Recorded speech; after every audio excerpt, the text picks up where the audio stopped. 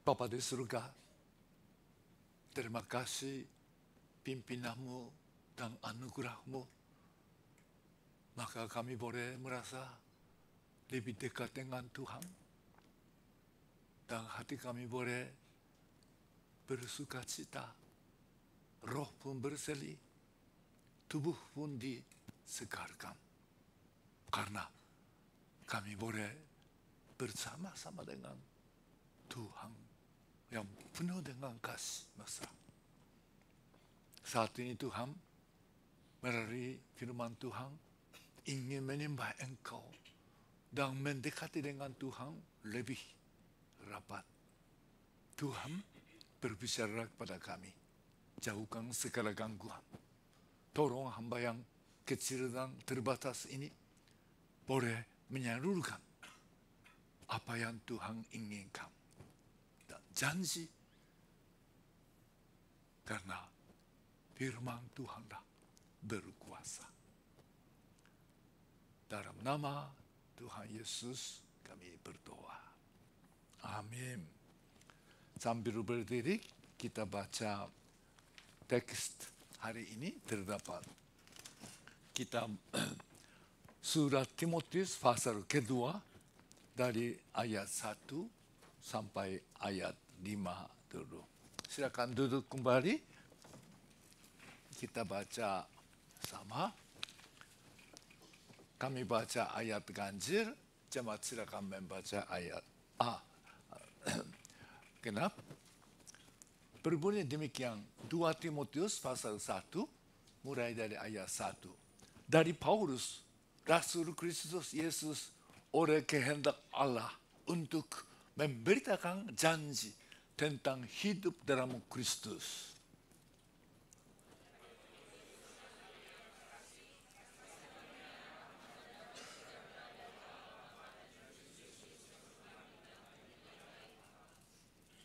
Aku mengucap syukur kepada Allah yang kulayani dengan hati nurani yang murni seperti yang dilakukan nenek moyangku, dan selaku aku mengingatkan engkau dalam permohonanku baik siang maupun malam.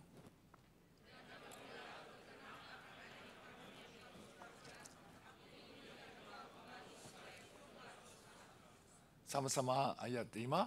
Sebab aku teringat akan imanmu yang tulus ikhlas, yaitu iman yang pertama-tama hidup dalam orang dan dalam ibumu Eunike, dan yang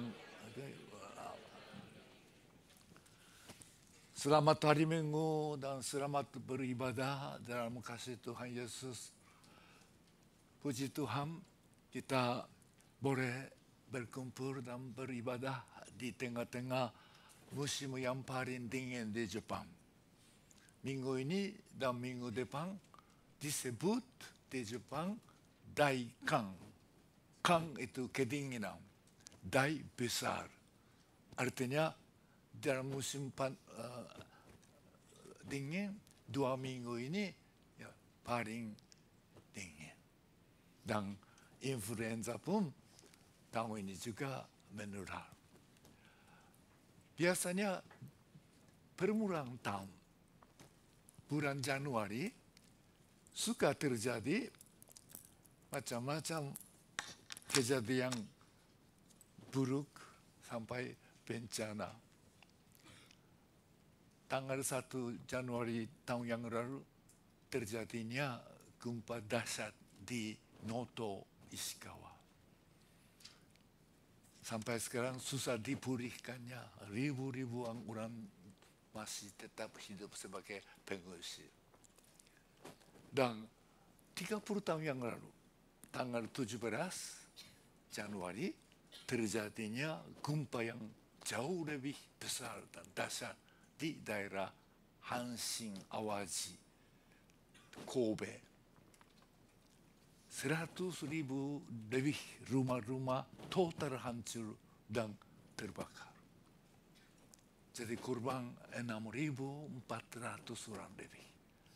Kemarin diadakan acara peringatan itu. Dan tahun ini tidak di Jepang, tapi di Amerika Serikat, kebakaran gunung besar-besaran. Sampai sekarang belum dipadam. Inilah musim dingin, suka terjadi macam-macam. Tapi ada berita kabar baik juga. Pas dari hari ini, peperangan di Gaza berhenti. Walaupun waktu terbatas 6 minggu, diharapkan damainya tetap diteruskan dan selesai masalah Gaza secara politik dan masyarakat. Dan besok ada lagi itu acara yang mengkhawatirkan dunia. Di Amerika Serikat, presiden baru dilantik. Presiden yang agak aneh, unik. Di dunia siapapun khawatir, tapi tidak bisa tahu menafsir apa yang akan jadi baik atau buruk. Inilah dunia. Tapi puji Tuhan, kita tetap di dalam Tuhan Yesus sebagai Raja di atas segala raja. Hidup bersama dengan tidak pernah berubah. Tidak pernah dikalahkan oleh siapapun. Itulah anugerah Tuhan dan syukur kita pada hari ini juga. Tema tahunan tahun 2025 adalah generasi beriman, alat kebenaran. Kita sekarang hidup pada masa kini sebagai bermacam-macam generasi. Menghadapi banyak tantangan bagi jemaat kita di tengah-tengah budaya seperti negara atau budaya tidak tahu Tuhan, tidak mau mementingkan Tuhan. Seperti bangsa Israel masuk ke tanah Kanaan, penuh dengan berhala.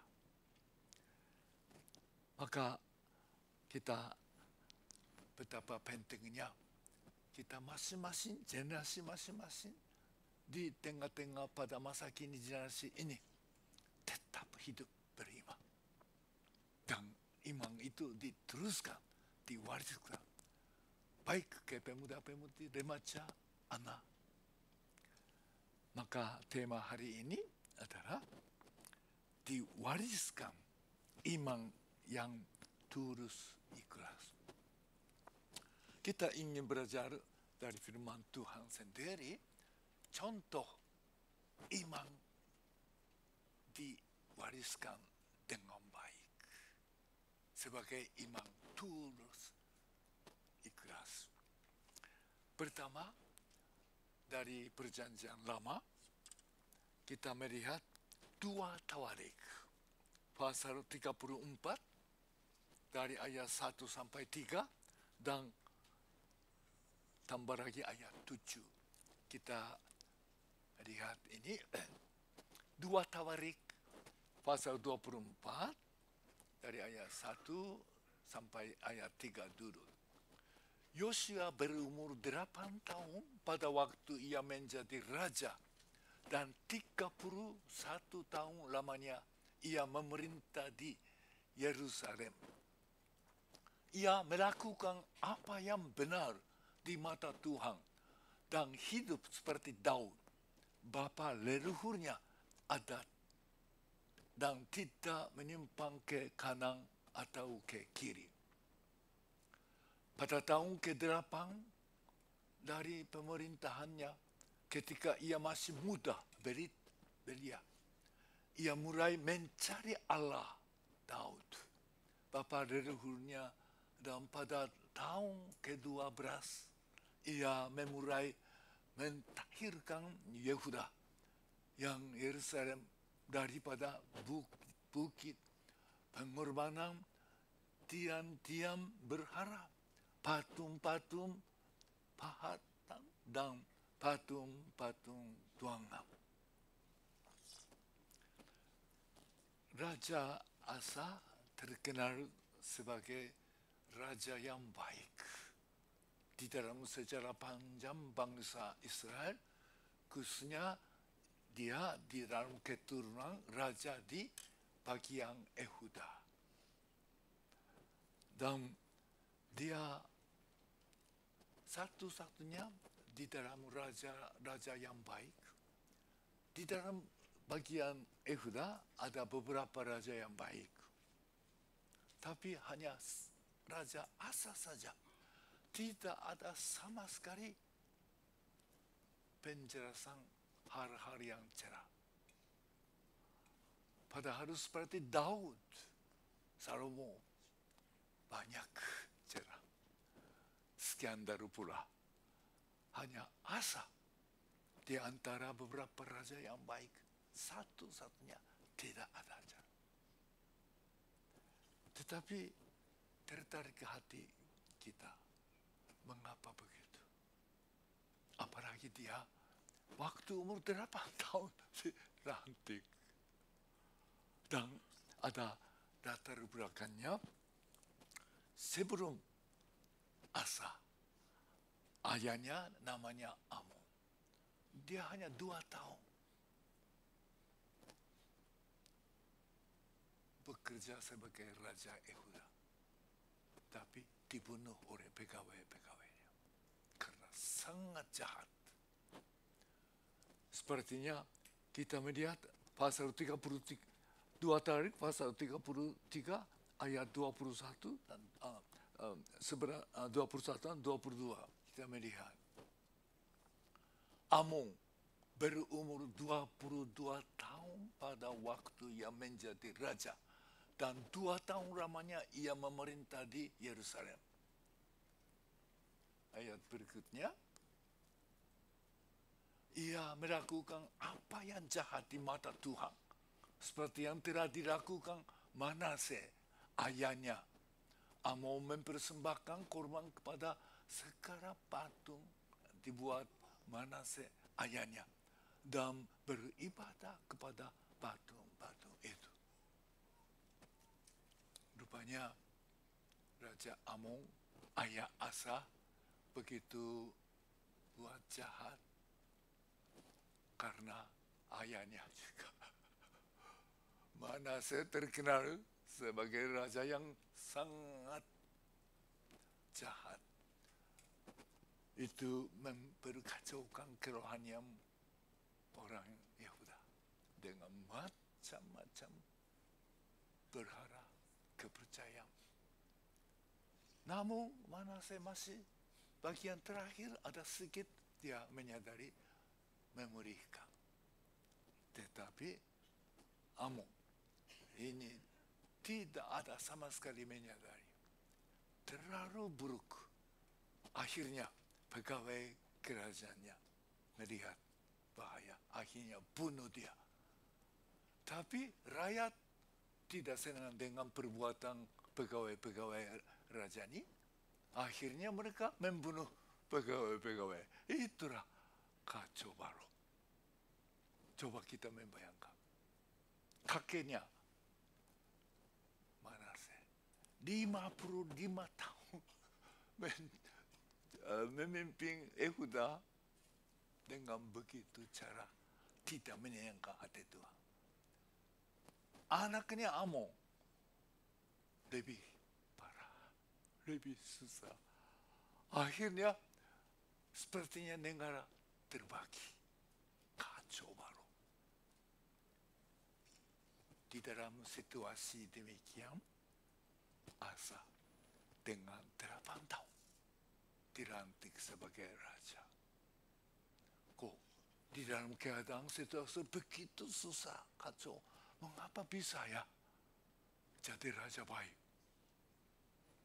Mengapa tidak ada keterangan banyak? Hanya satu patah kata dapat mengingatkan, membayangkan kita. Mengapakah Asa jadi Raja Yehuda yang terbaik. Kita kembali ke 2 Tawarik pasal 34. Kita membaca ayat 3 saja. Ayat 3.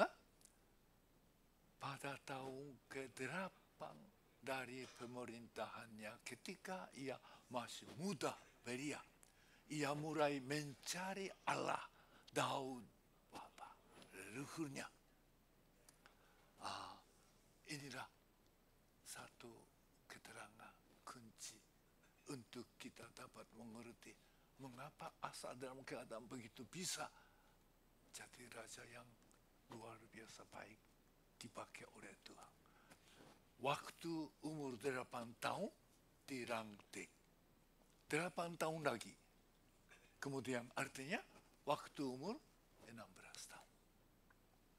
Kalau umur 16 tahun itu, kalau pada masa kini SMP kelas 3 atau SMA kelas 1. Kalau di Jepang.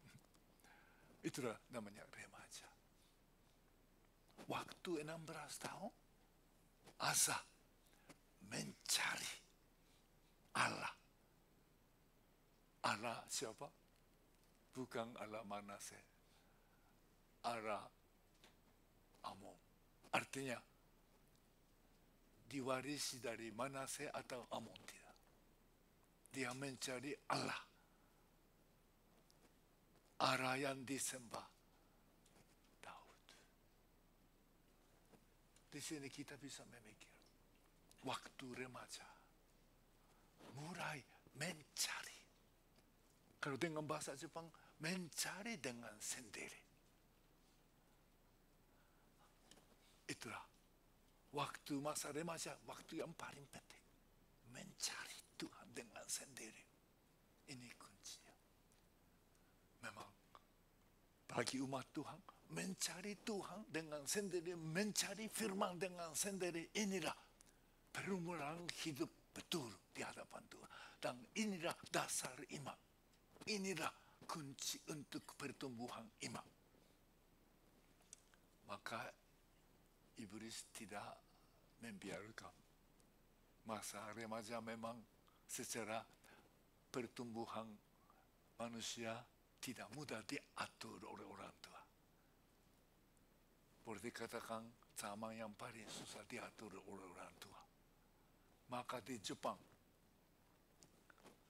biasanya di mana-mana di gereja Jepang, ya sekolah minggu masih ada baik, walaupun sekarang menurun. Tapi kalau kelas remaja, kebanyakan nol. Kalau ada gereja, di situ ada kelas remaja. Kecut.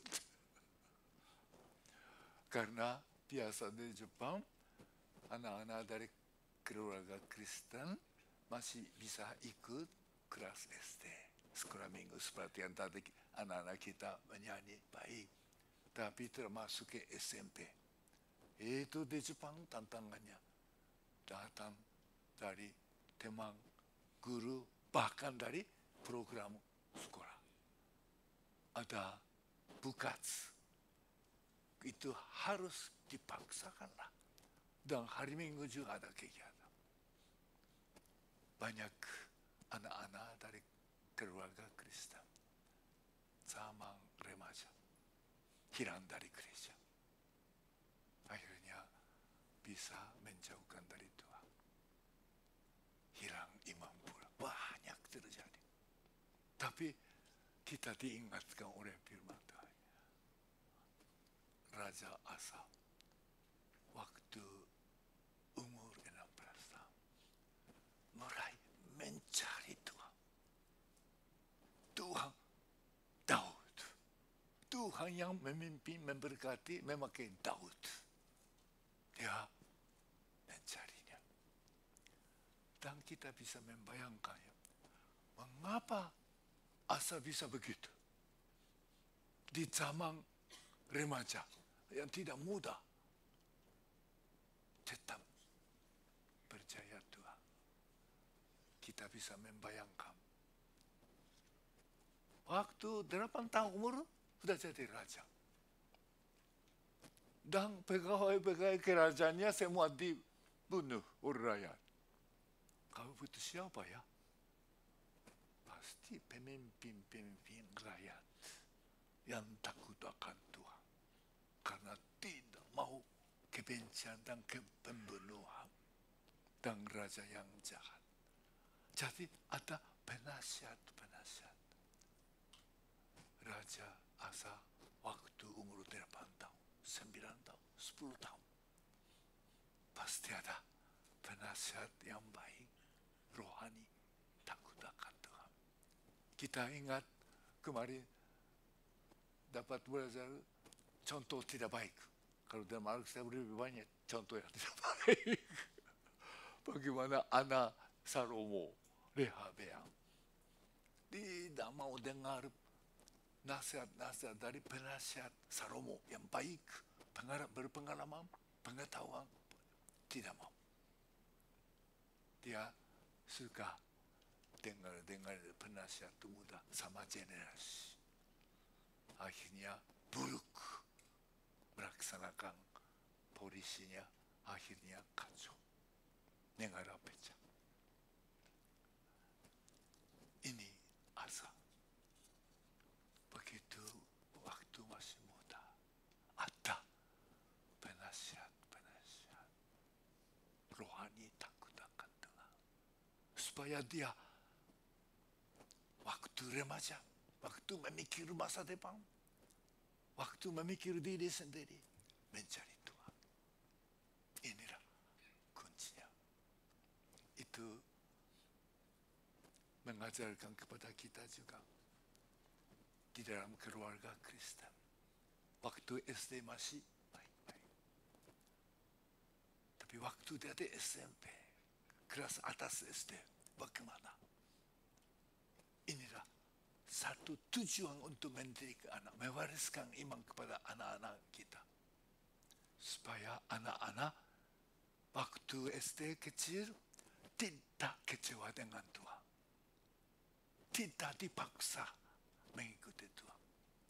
Biasanya anak-anak remaja kita lari dari gereja.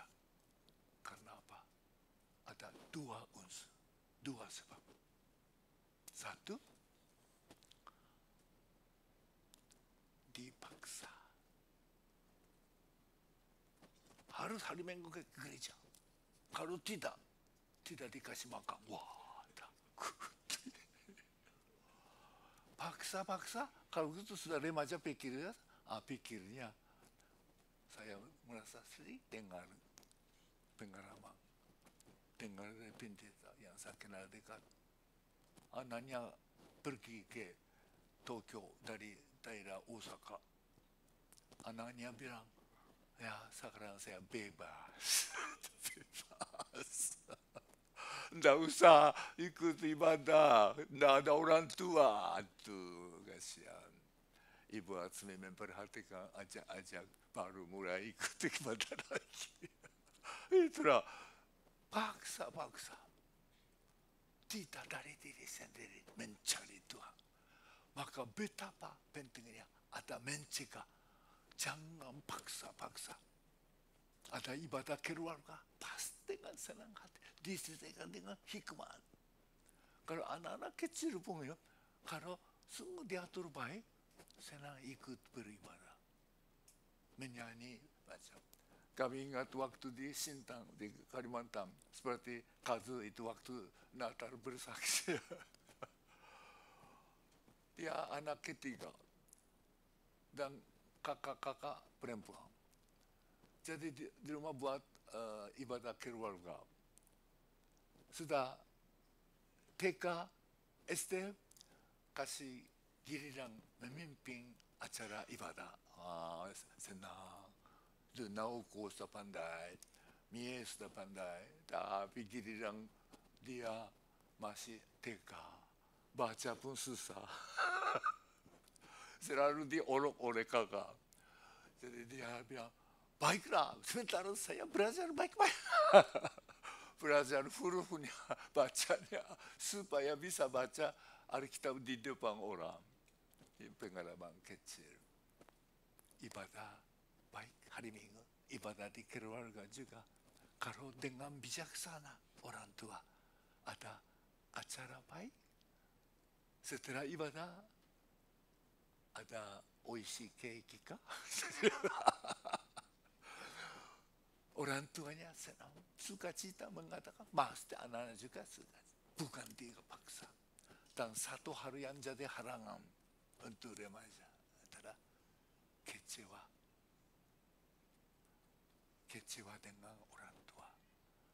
Kecewa dengan Tuhan.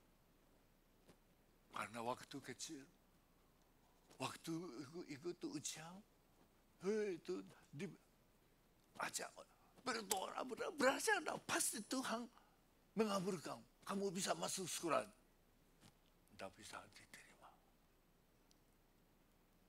Kekecewaannya kurang bijaksana. Orang tua boleh mengajak berdoa, belajar, tapi bisa masuk sekolah mana? Itulah ketentuan dari Tuhan. Selalu kita mengajak belajar baik ya, percaya Tuhan ya, berdoa ya.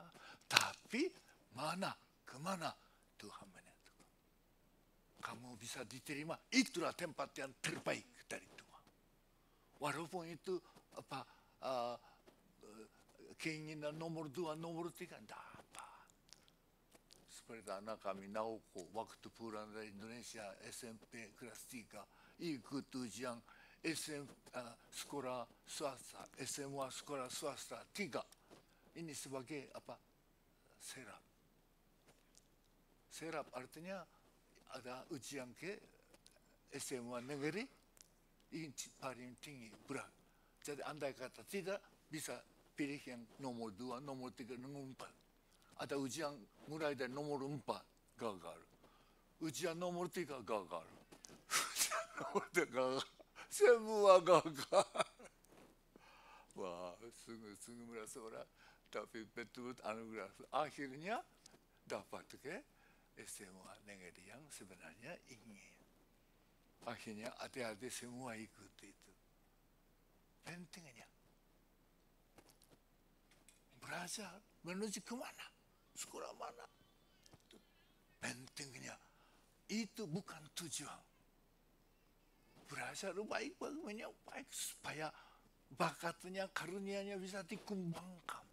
Di mana tempat paling baik itu Tuhan atur. Seperti sekarang kami mengalami cucu-cucu. Wah, ini fakultas ini Anda diterima. Akhirnya jadi ke nomor 2. Tapi saya bilang, bagi kamu nomor 2 ini yang terbaik ini. Gura-gura. Tapi 4 tahun sudah mau wisuda, rupanya sudah lain. Saya pun diundang untuk ibadah fakultas itu wisuda nanti.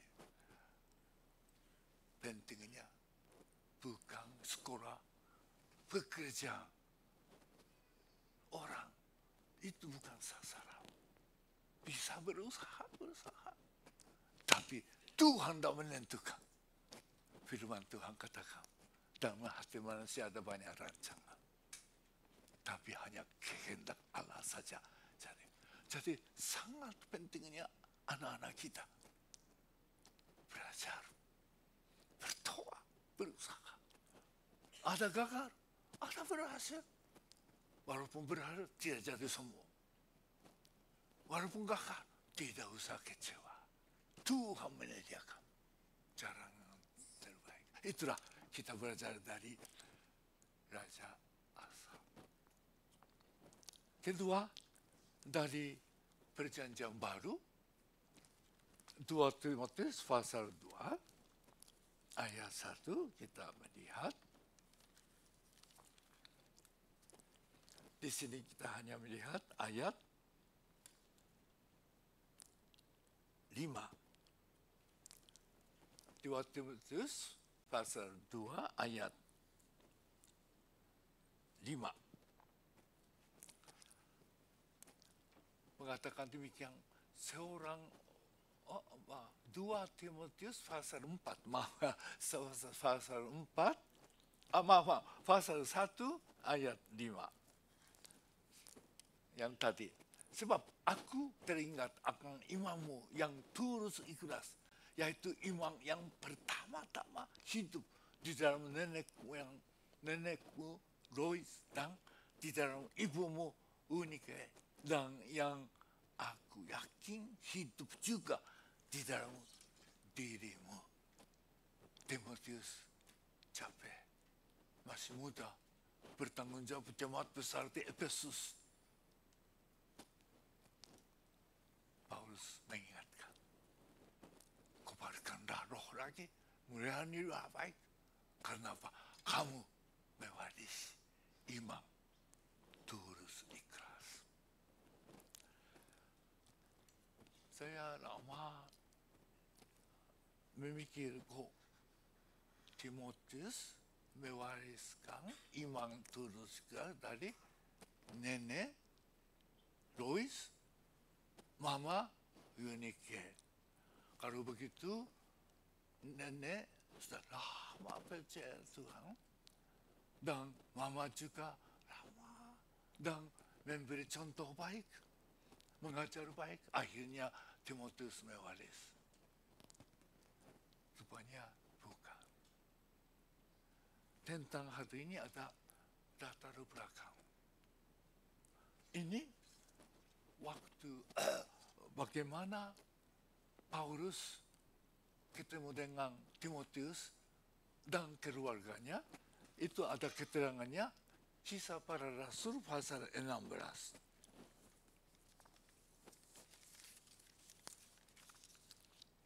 Kisah Para Rasul pasal 16 dari ayat 1 sampai ayat 6. Ini waktu Rasul Paulus datang ke daerah Galatia, Iconium dan Pisidia, Antioquia, daerah Galatia, kedua kali. Di sana Paulus datang juga ke Derbe dan ke Listra. Di situ ada seorang murid bernama Timotius. Ibunya adalah seorang Yahudi dan telah menjadi percaya, sedangkan ayahnya seorang Yunani.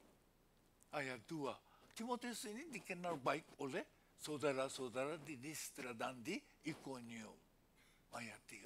Dan Paulus mau supaya dia menyertanya, dan perjalanan Paulus menyunatkan dia karena orang-orang Yahudi di daerah itu.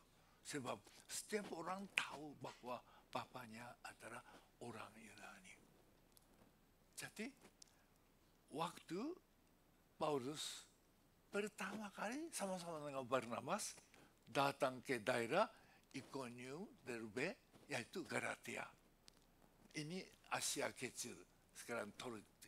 Jadi dari Antioquia, Yerusalem, Antioquia, terus pertama kali ke daerah Asia Kecil, Galatia. Inilah, di sini ada Derbe, Iconium, dan beberapa kota yang diinjili oleh Paulus. Di situlah rupanya Louis, anaknya, anak menantunya Eunike terima Tuhan Yesus dan diwariskan ke Timotius. Ini ada dalam pasal 13. Kunjungan pertama Paulus Barnabas ke daerah ini dan menginjili, dan Louis Eunike terima iman Tuhan Yesus, Injil. Setelah itu pasal 16 ini, dan Paulus mau supaya dia Paulus datang ketemu dengan Timotius di Derbe dan Iconium. Itulah kunjungan kedua. Di situ ketemu ada pemuda Timotius, dan Paulus katakan, iman yang hidup dan Louis Eunike ada dalam kamu. Dan Paulus ingin bawa dia sebagai pengikutnya, sebagai muridnya, sebagai tenaga mendampinginya. Karena pemuda yang baik. Itu kita bisa membayangkan, pertama kali Paulus baru datang, baru nenek, mama percaya. 4 tahun kemudian, ini pertama tahun 46. Ini kisah Paulus pasal 16. Datangnya lagi tahun 50. Kalau begitu, dari antara pertama datang sampai ini kedua kali ketemu Timotius cuma 4 tahun. Kalau begitu, Luis Eunike ketemu dengan Paulus, mendengar Injil, terima, jadi percaya. Selama 4 tahun kemudian Paulus datang lagi, ada Timotius. Jadi dalam waktu relatif singkat, 4 tahun, Injil masuk ke nenek, mama Timotius. Dan Timotius bukan pemuda biasa, lain daripada yang lain. Maka Paulus tertarik hati, ingin membawa pemuda ini. Karena kelihatan pun lain dari orang lain. Dan terkenal baik. Artinya, di dalam 4 tahun, Timotius mewarisi iman Luis. Artinya, tadi terbalik. Nenek, mama mempengaruhi anaknya, cucunya, Timotius dengan baik. Akhirnya jadi dalam hanya 4 tahun. Jadi pemuda di sini disebut dikenal baik di kota-kota di Galatia, daerah Galatia. Sampai Paulus mau, tapi dia ayahnya orang Yunani, tidak disunat. Paulus seperti berkontradiksi, ya. Mati-matian membantai itu sunat. Karena orang Yahudi menekankan sunat. Paulus katakan sunat bukan penting. Pentingnya sunat hati. Begitu jelas dalam surat Galatia dan Roma. Tapi Paulus kasih sunat ke Timotius. Mengapa? Karena dia belum. Dan banyak orang Kristen waktu itu orang Yahudi. Mereka masih ragu-ragu kalau tidak ada sunat. Maka Paulus kasih sunat ke. Ya, apakah Paulus berkontradiksi? Saya kira bukan berkontradiksi. Ini toleransi. Ada hati luas. Pentingnya, walaupun Paulus tidak menekankan sunat lagi, tapi kasih. Karena apa? Ingin bawa Timotius. Timotius dalam 4 tahun mewarisi iman dari nenek, mama. Itulah disebut iman tulus ikhlas. Iman tulus ikhlas ada kekuatan. Kekuatan. Dan kita melihat Timotius pasal 1 ayat 5 katakan demikian. Sebab tidak kamu imanmu yang tulus ikhlas, yaitu iman yang pertama-tama hidup di dalam nenekmu Luis dan di dalam ibumu. Jadi iman tulus ikhlas adalah hidup di dalam Luis, di dalam Eunike. Maka iman itu hidup dalam Timotius. Iman tulus ikhlas adalah hidup atau menghidupkan manusia. Iman bukan hanya pikir, bukan pengakuan, bukan kebiasaan, bukan karena keluarga, karena suku sudah Kristen. Bukan. Secara pribadi, kehidupan. Itulah ada kekuatan. Hidup beriman tulus ikhlas dan mempengaruhi anak, cucu. Inilah iman tulus ikhlas. Dan istilah tulus ikhlas ini dalam perjanjian baru istilah agak khusus. Hanya 5 kali saja dipakai. Dan ini semua dipakai untuk hanya 3 hal. Tulus ikhlas apa? Kasih yang tulus ikhlas. Atau kasih yang tidak pura-pura. Ini soal kasih itu tulus ikhlas. Dan kedua, kasih persaudaramu yang tulus ikhlas. Jadi kasih saudara tidak pura-pura, sungguh-sungguh. Dan ketika tulus ikhlas ini dipakai apa? Iman. Iman yang tulus ikhlas. Tulus ikhlas diterjemahkan, kita cari arti dengan kamus itu tulus ikhlas dan tidak pura-pura, tidak buat-buat, tidak munafik. Ini iman tulus ikhlas. Maka firman Tuhan pakai istilah ini dalam kasih kepada Tuhan, kasih kepada saudara, tidak pura-pura, tidak buat-buat, tidak karena dilihat, tidak munafik. Tulus ikhlas. Itu ada kekuatan. Kekuatan mengubah hidup. Hidup dalam kehidupan. Hidup dalam oknum. Hidup dalam antara keluarga. Itulah iman tulus ikhlas. Tinggal dalam Yesus. Tinggal di Mayonike. Tinggal di Timotius. Apa yang terjadi Timotius? Yang masih muda, agak kurang kuat fisiknya dan lain. Tapi begitulah diangkat oleh Paulus pengikut. Paulus katakan, hai anakku Timotius. Timotius adalah pengikutku yang paling setia. Timotius adalah kerjaku yang paling setia. Kita baca kisah Paulus. Timotius ikut kemana saja baru pergi. Sampai Roma, Korintus, Efesus, Tesalonike. Paulus bikin dan mendirikan gereja di mana? Timotius tetap setia kepada. Itulah disebut iman tulus ikhlas. Kesetiaannya betul-betul sampai mati.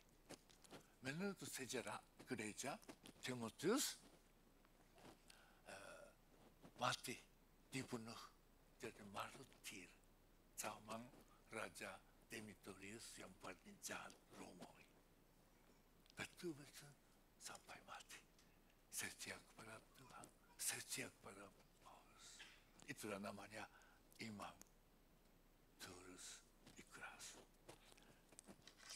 Iman demikian bukan hanya contoh dalam Alkitab saja. Pak, maaf boleh. Saya lupa.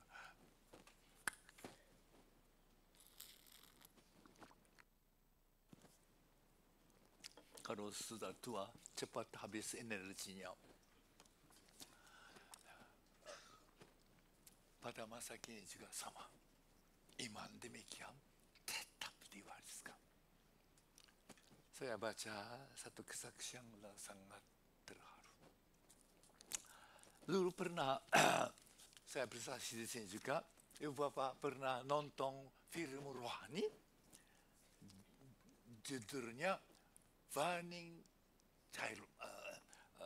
Chariot, kereta berapi.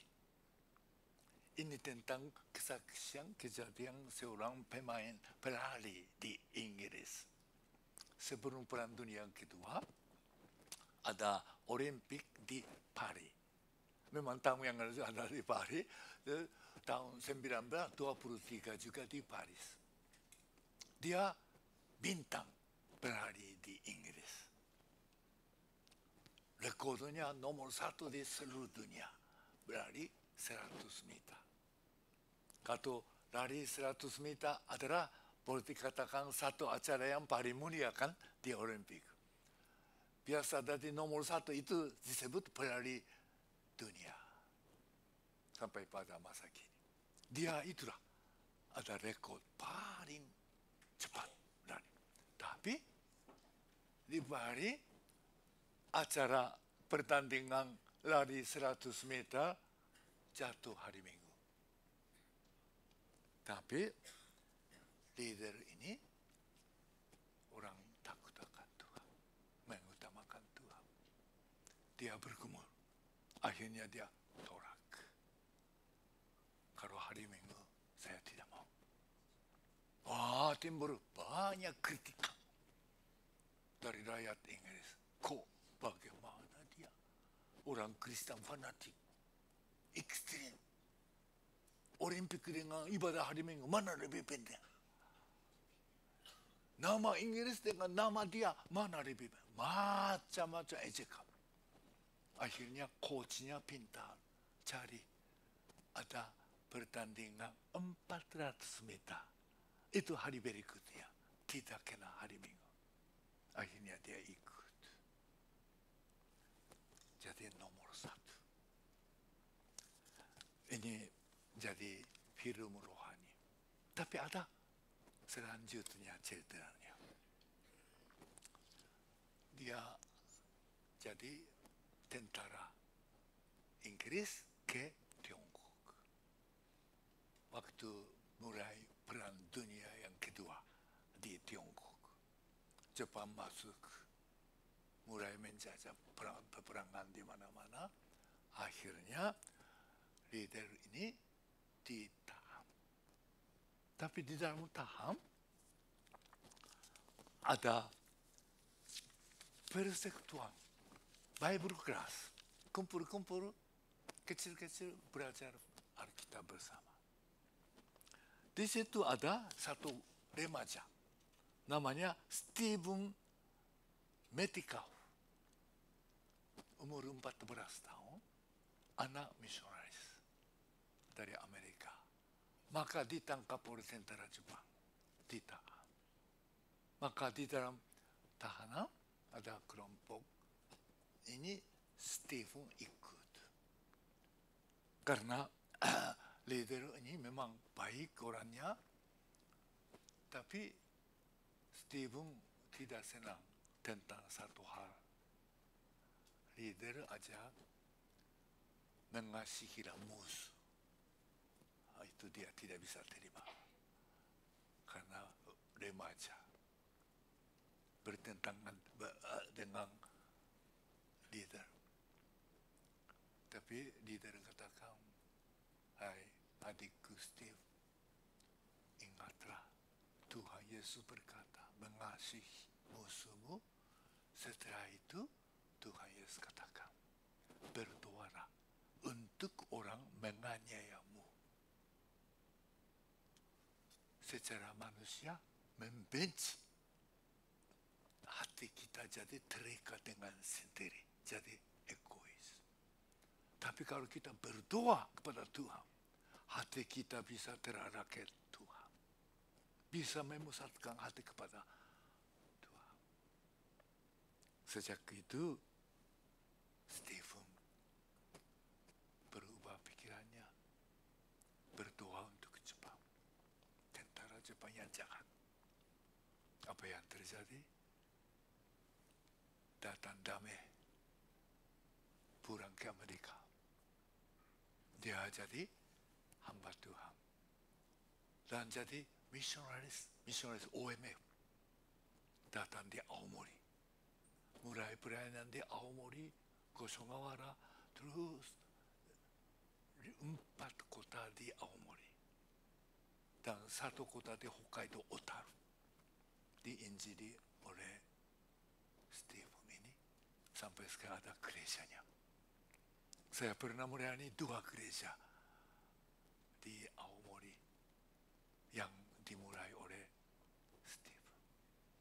Dan dari 1 gereja yang didirikan oleh Steve itu ada seorang hamba Tuhan itu menjadi misionari ke Iran.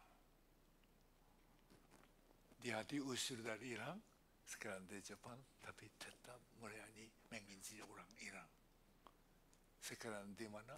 Di tempat imigrasi. Menginjili orang Iran. Iman tulus ikhlas.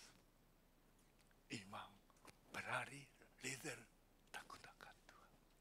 Mengasihi Tuhan dengan segenap hati, segenap jiwa, segenap tenaga, seperti itu segenap akal budi. Iman itu diwarisi ke remaja, menggerakkan hati remaja. Remaja jadi hamba Tuhan, misionari datang ke negara musuh, negara yang menganiaya dia di Aomori, Hokkaido. Dari situ lahir misionaris ke Iran sampai sekarang. Indah Bapak Saudara sekalian, hari ini kita belajar iman tulus ikhlas.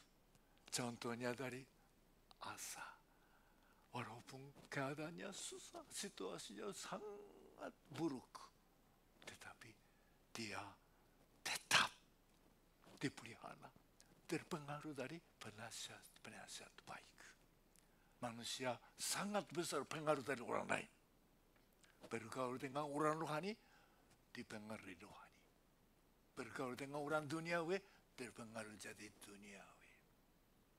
Asa, sejak kecil 8 tahun, Tuhan menyediakan.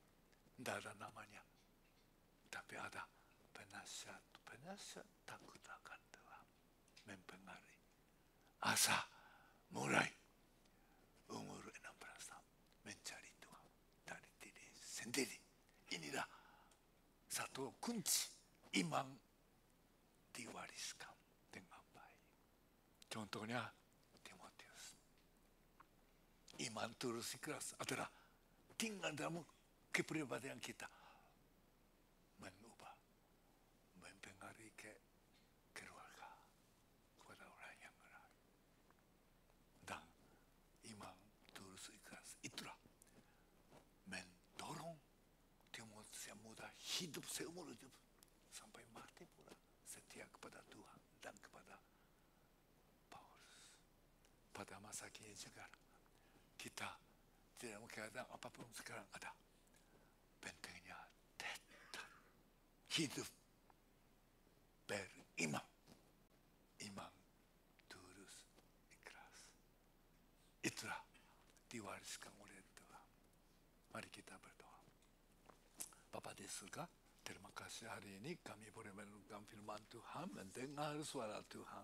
Kiranya Roh Kudus menyertai kami semua, supaya firman Tuhan mendorong, memimpin, menghibur, menguatkan. Dan firman Tuhan terwujud di dalam generasi kehidupan beriman bagi kami masing-masing di tempat yang ditempatkan oleh Tuhan. Mari kita bersama-sama menaikkan doa Bapa kami. Bapa kami yang di surga, dikuduskanlah namamu. Datanglah kerajaanmu, jadilah namamu di surga. Kami pada hari ini, makanan kami yang secukupnya. Dan ampunilah kami akan kesalahan kami. Seperti kami juga mengampuni orang yang bersalah pada kami. Dan janganlah membawa kami ke dalam pencobaan, tetapi lepaskanlah kami daripada yang jahat. Karena Engkau lah yang mempunyai kerajaan dan kuasa dan kemuliaan sampai selama-lamanya. Amin.